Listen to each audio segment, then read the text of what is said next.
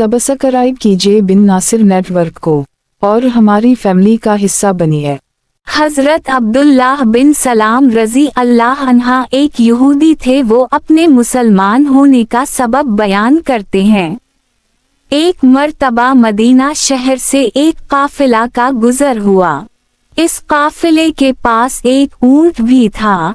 हुजूर सल्लल्लाहु अलैहि वसल्लम ऊंटों की तिजारत भी फरमाया करते थे।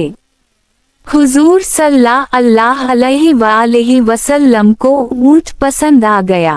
हुजूर सल्लल्लाहु अलैहि वसल्लम ने काफिले वालों से ऊंट का सौदा कर ली। हुजूर सल्लल्लाहु अलैहि वसल्लम के पास उस वक्त कीमत ना थी।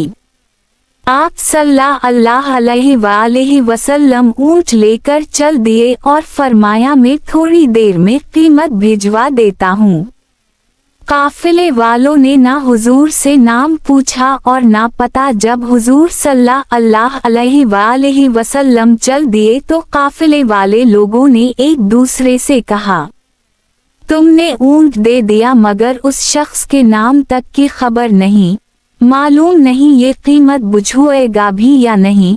खुदा जाने वो वादा में सच्चा भी होगा या नहीं। जब काफिले में चामैगोइयाँ शुरू हो गईं। काफिले के सरदार की बीवी बड़ी मुअज़्ज़ज़ खातून थी। वो कहने लगी, काफिले वालों मेरी बात सुनो। इस जवान के किरदार पर शक मत करो। मैंने उसके चेहरे को देखा है, वो इस कदर हसीन था।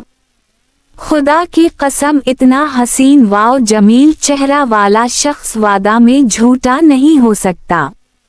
अगर तुम्हें एतमाद नहीं मेरी बात पर तुम खामोश हो जाओ। अगर इस हसीन ने ऊंट की कीमत ना भेजी तो मैं उसकी कीमत अपनी जेब से अदा कर दूंगी। बस इतनी गुफ्तगू हो ही रही थी कि हुजूर सल्लल्लाहु अलैहि वसल्लम ने खजूरों की सूरत में ऊंट की कीमत भी भेज दी और सारे काफिले वालों का खाना भी भेज दिया। ये हुजूर सल्लल्लाहु अलैहि वसल्लम के हुस्न सरापा का मजमूई तासुर था जो देखने वाले को पहली नजर से ही महसूस हो जाता था।